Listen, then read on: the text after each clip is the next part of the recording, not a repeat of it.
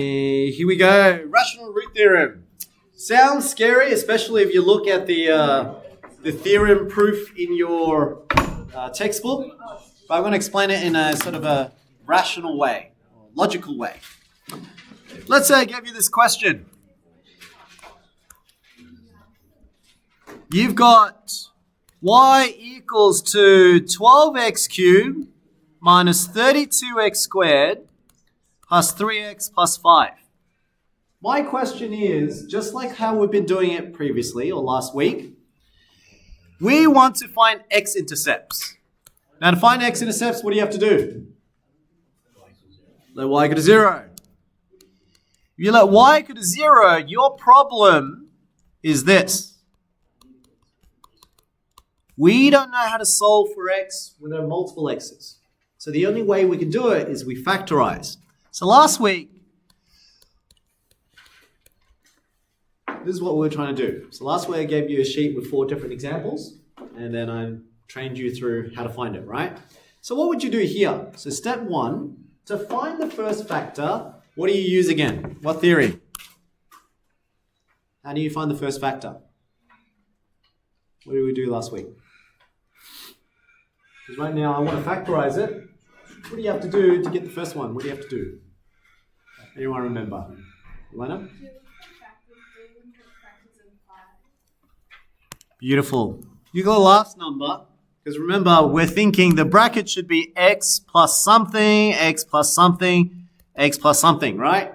Because a times b times c should give me that last number, which is 5. So that means a, b, and c is a factor of 5. So the factors of 5, what are factors of 5? 1 and 5. So it means that a could be 1, or b could be 1, or c could be 1, or it could be 5, 5, 5. We don't know which one it is. Or it could be plus 1 or minus 1, plus 5 or minus 5, plus 5 minus 5. We don't know.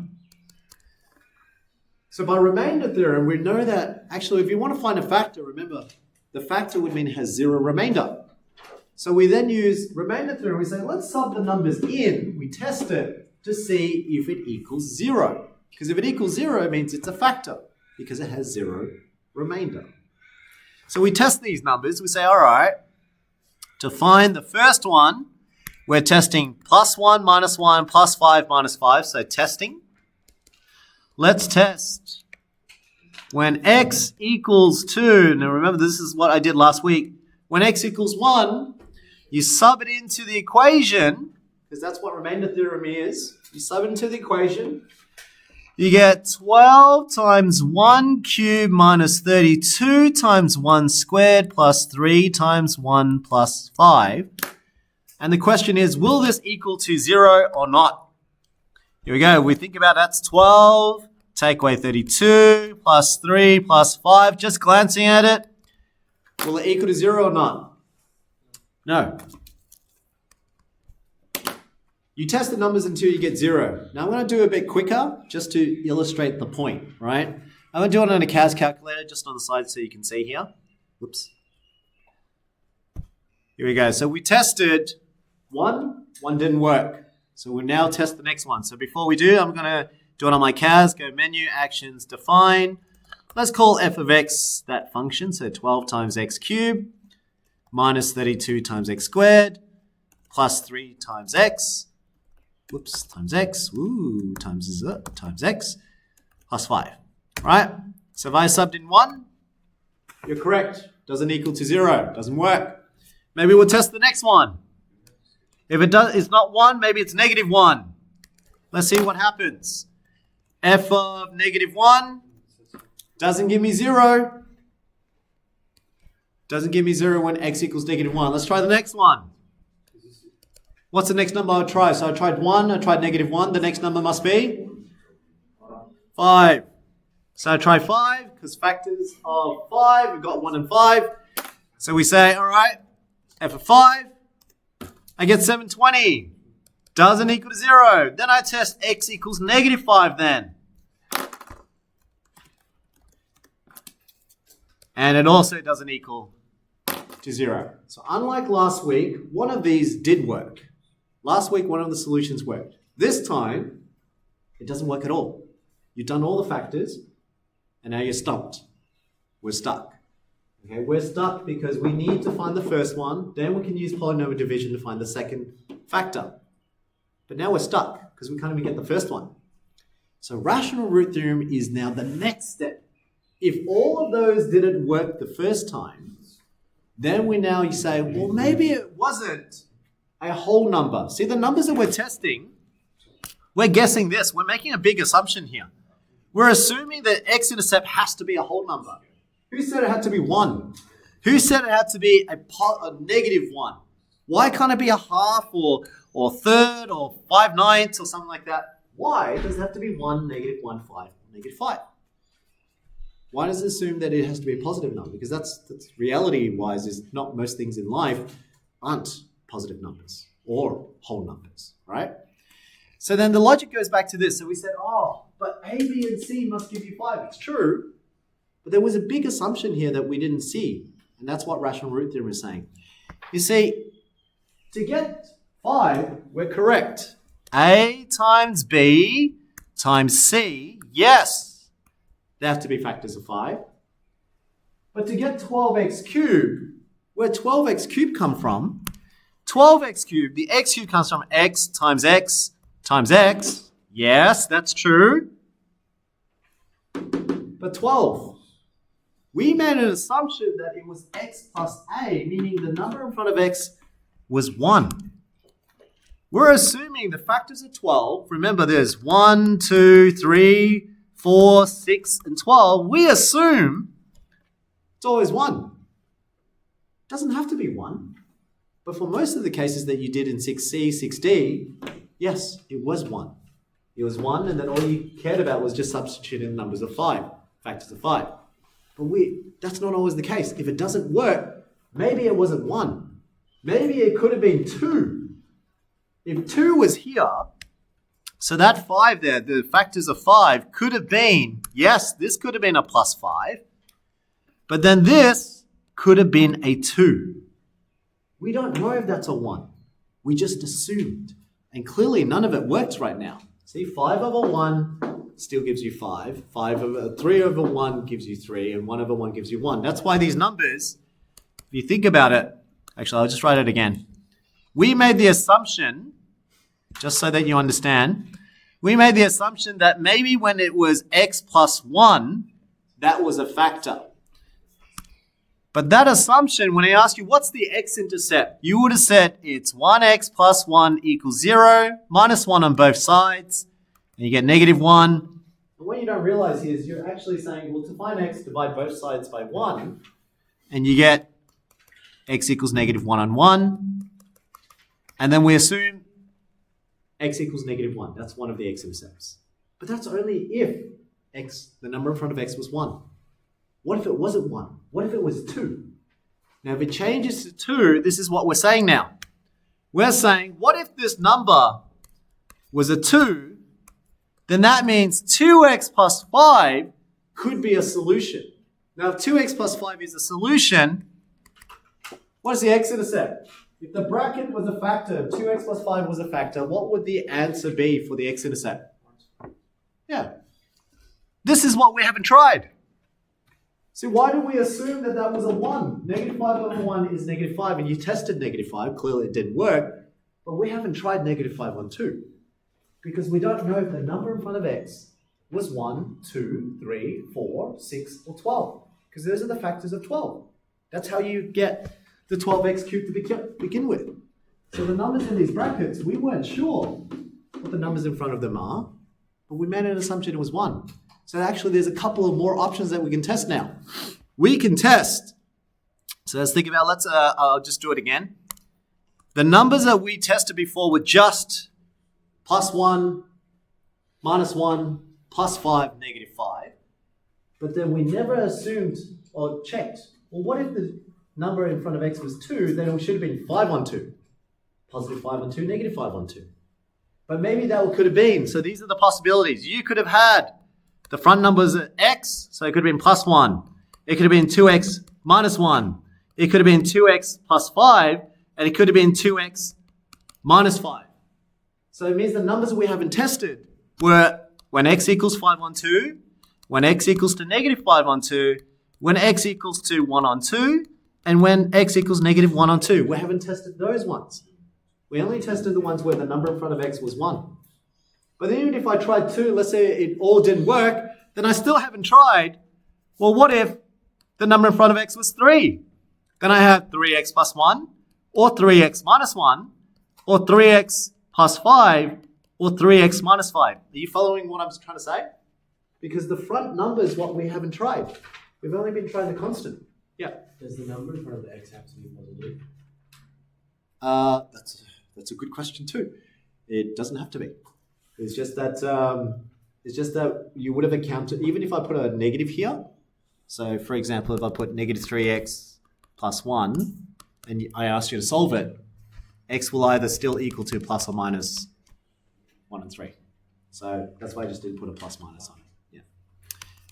But that's the point. So how many extra things can I test? That means for every new number that you can think of, 2, 3, 4, 6, 12, there are 4 options for each one. So more tests that you can do here is 4 times 1, 2, 3, 4, 5. That's 20 more variations that we haven't tried. That's what rational root theorem is. Rational root theorem is trying to say, well, you tested just the constant, and you assume the number was just 1, right? If that doesn't work, well, what if the number was 2, 3, 4, 6, 12 at the front of x? Then you could have 2x plus 5, you could have 3x plus 5, you could have 4x plus 5, 6x plus 5, or 12x plus 5. There's so many variations. Does that make sense? This is why, if you look at question 7, that's why then they give you the number 12. Because there'll be too many numbers to test. See that? So the number is 2, 2, 2, 2. It's obviously done that way. Whereas the sheet that I made up for you, I purposely made it so there's many possible options that you have to test. Okay, so here, if I were to do on my CAS now, so the things we haven't tested half, negative half, positive half, 5 on 2, 5 on 2, and negative and positive, 5 on 3, 1 on 3, and then all the other numbers there. So we just need one. We just need one that actually works. We just need one that actually equals 0. So here we go. That's why using a CAS is a bit nice here. Let's test it. I'll try half now. So 1 over 2. Oh, well, I got my first answer. Okay, so it looks like 1 over 2. If you sub 1 over 2 in, it'll work. Now, if it's 1 on 2, if I sub x 1 on 2, and it works, that means 2x minus 1 is a factor. Okay, so here, I just tested x equals to 1 over 2. Y did equal to 0. Therefore, 2x minus 1 is a factor. That's what I'm trying to say. Whereas these ones, these were negative 1 over 1, 5 over 1, negative 5 over 1. This is the only one where I changed the denominator, which is the number in front of x. Okay, these are the factors that make the number in front of x. That's what makes your 12. Okay, so the whole time we've just been assuming this was a 1. That's why you guys never looked at the first number. But that didn't have to be a 1. It could have been something else. The more factors you have here, the more you have to test. Does that make a bit more sense? So this is why I didn't teach it last week, because if I did that, can you imagine how much you would get confused? But the better your first skills were, then when I talk about this now, it makes a bit more sense. Okay, so rational root theorem is when your first whole numbers don't work, then you look at maybe it's a fraction. That's what rational means. Rational means fraction. So that's why they say rational root theorem, because they're just saying your answer's root could be a fraction. When did you get the half? I thought when you divide it by when you put the 5 in the top and you divide it, I thought you were dividing it by all of the factors of 12. Or did you just start guessing random choices? You mean, how did I get the 2 there? How did you get the half? How did I get the half? Oh, so what I did was to get a half. So far, so we understand that there are 3 possible brackets when we're doing cubes, right? We know the numbers for 5 were 1 and 5. But because that's the last number, it had to either be 5 or 1 here, right? We just don't know where it is. The next one is that x cubed. Well, we know that they all have to have an x to get the x cubed. The assumption was that we tested, what if the factors of 12, which is 1, we assume there was 1x plus or minus 5. And we tested that. We tested when x equals to 5 or negative 5, didn't work. So then I said, well, if it's not 1, it could be 2. Because 2 still makes a factor of 12. But if I change that to a 2, if I change that to a 2, then if I asked you what the solution to this one is, that would then be 2x plus or minus 5, which means x is either plus or minus 512. Whereas this one, who said that has to be a 1? So it could have been a 2. And so, again, x will then be plus or minus half. And so then the variation just becomes 3, 4, 6, 12. You get that? Many other possibilities. Yeah? All right, team. And then from here, once you find the first factor, what do you do now? So now that I know 2x minus 1 is a factor, what's the next step? What did you have to normally do? So now that you know 2x minus 1 is a factor, what do you do once you find the factor? You divide it. 6b. You then use 12x cubed minus 32x squared plus 3x plus 5. And you say, how many of these 2x minus 1s fit into it? And you do polynomial division again. Let's practice. Let's see. Was it 2x plus 1? I think it was 2x minus 1 because it was x equals half, yeah? Yeah, half worked. All right, let's divide. What do I multiply to 2x to get 12x cubed? What number should it be? 6x squared. 6x squared times 2x will give me 12x cubed. 6x squared times minus 1 gives me minus 6x squared. Find the difference. Here we go. That gives you 0. Be careful. Negative 32. Take away a negative 6 gives you. That's true. It's a plus. So negative 32 plus 6 gives you. Beautiful. Drop down the next number. And now you get plus 3x. And you do it again. Follow the next same step. What do I multiply to 2x to get negative 26x squared? What number should be there? Minus 13. Very good. So it's minus 13x. Minus 13x times 2x will give me the minus 26x squared. And then minus 13 times 1 is then positive 13x.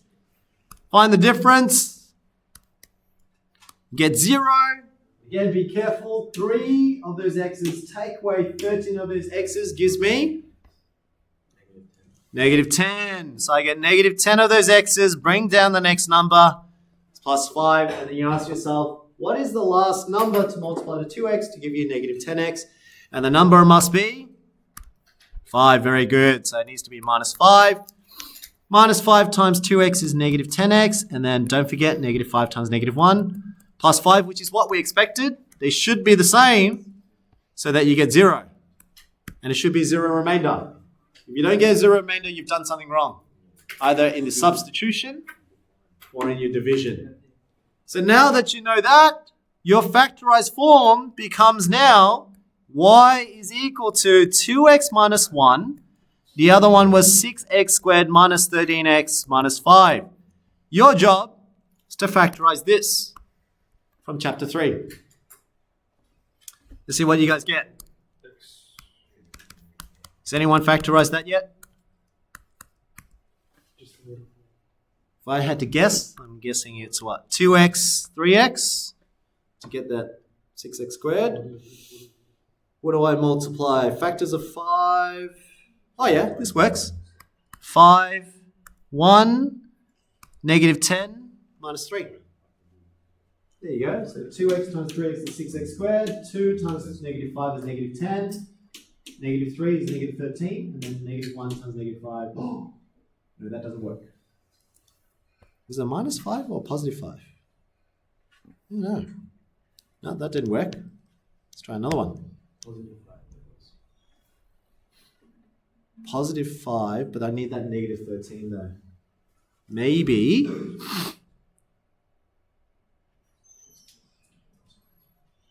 I'm just going to cheat and do a factor. What does it give you? 6x squared minus 13 times x minus 5. Is it possible? Oh, it was possible. Oh, going backwards, 13. That's true, 15. That's true. Could have been negative 15 and then plus 2. Negative 15 plus 2. That's true. That would have worked.